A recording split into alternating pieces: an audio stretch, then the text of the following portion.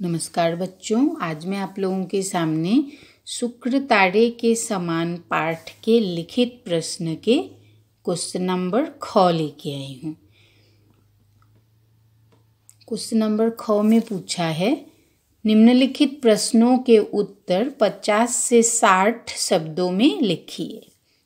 Number 1, Punjab में फौजी शासन ने क्या कहर बरसाया?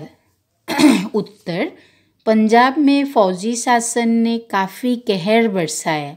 वहाँ के अधिकतर नेताओं को गिरफ्तार करके फौजी कानून के तहत जन्म कैद की सजाएं देकर काला पानी भेज दिया गया।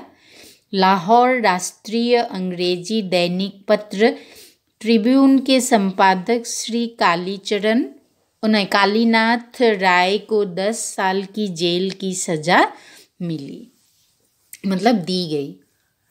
क्वेश्चन नंबर 2, महादेव जी के किन गुणों ने उन्हें सबका लाडला बना दिया था?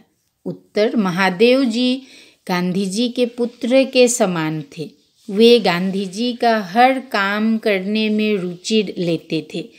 गांधी जी के साथ देश भ्रमण तथा विभिन्न गतिविधियों में का हिस्सा लेते थे। वे गांधी जी की गतिविधियों पर टिप्पणी करते थे।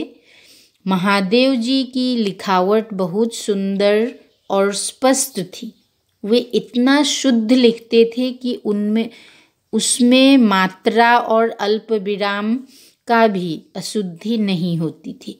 वे पत्रों का जवाब जितनी शिष्टता से देते थे, उतनी ही विनम्रता से लोगों से मिलते थे। वे विरोधियों के साथ भी उदार व्यवहार करते थे। इन्हीं गुणों ने उन्हें सभी का लाडला बना दिया। उसके बाद आता है क्वेश्चन नंबर 3। क्वेश्चन नंबर 3 में पूछा है, महादेव जी की लिखावट की क्या विशेषताएं थी? उत्तर, महादेव जी की लिखावट की अनेक विशेषताएं हैं। क, उनकी लिखावट पूर्णतः शुद्ध और सुंदर थे। ख, वे तेज गति से लंबी लिखाई कर सकते थे। ग, उनकी लिखावट में कोई भी गलती नहीं होती थी। घ, लोग टाइप करके लाई रचनाओं को महादेव की रचनाओं से मिलाकर देखते थे। नंबर ङ, उनके लिखे लेख, टिप्पणियाँ, पत्र और गांधी जी के व्याख्यान सबके सब ज्यों के त्यों प्रकाशित होते थे। उसके बाद आता है नंबर ग, निम्नलिखित का आशय स्पष्ट कीजिए। नंबर 1 में है, अपना परिचय उनके पीर बावर्ची भिस्तीखर के रूप में देने में वे गौरवान्वित महसूस करते थे। उत्तर, महादेव भाई गांधी जी के निजी सचिव और निकटतम सहयोगी थे।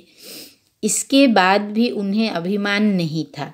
वे गांधी जी के प्रत्येक काम को करने के लिए तैयार रहते थे।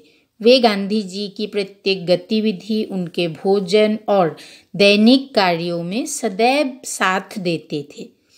वे स्वयं को गांधी जी का सलाहकार, उनका रसोइया, मशक से पानी ढोने वाला तथा बिना विरोध के गधे के समान काम करने वाला मानते थे। नंबर 2, इस पेशे में आमतौर पर स्याह को सफ़ेद और सफ़ेद को स्याह करना होता था। उत्तर, महादेव ने गांधी जी के सानिध्य में आने से पहले वकालत का काम किया था। इस काम में वकीलों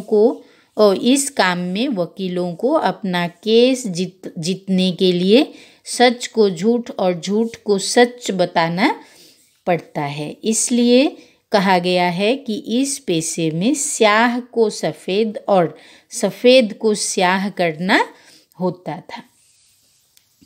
उसके बाद आता है क्वेश्चन नंबर 3 में है, देश और दुनिया को मुक्त करके शुक्र तारे की तरह ही अचानक अस्त हो गए। मतलब उत्तर है नक्षत्र मंडल में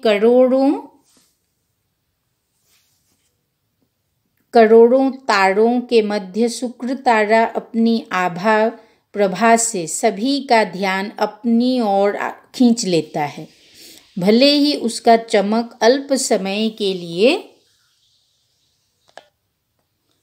हो। यही हाल महादेव भाई देसाई का था। उन्होंने अपने मिलनसार स्वभाव, मृदुभाषिता, विनम्र स्वभाव, शुद्ध एवं सुंदर लिखावट तथा लेखक की मनोहारी शैली से सभी का दिल जीत लिया था। अपनी असमय मृत्यु के कारण वे कार्य व्यवहार से अपनी चमक बिखेरकर अस्त हो गए। नंबर 4, उन पत्रों को देख कर दिल्ली और शिमला में बैठे वायसराय लंबी सांस लेते रहते थे। उत्तर, महादेव सुंदर और शुद्ध भाषा में पत्र लिखते थे कि देखने वालों के मुंह से वह निकल जाती थी। गांधी जी के पत्रों का लेखन महादेव करते थे। वे पत्र जब दिल्ली या शिमला में बैठे वायसराय के पास जाते थे तो वे उनकी सुंदर लिखावट देखकर दंग रह जाते थे।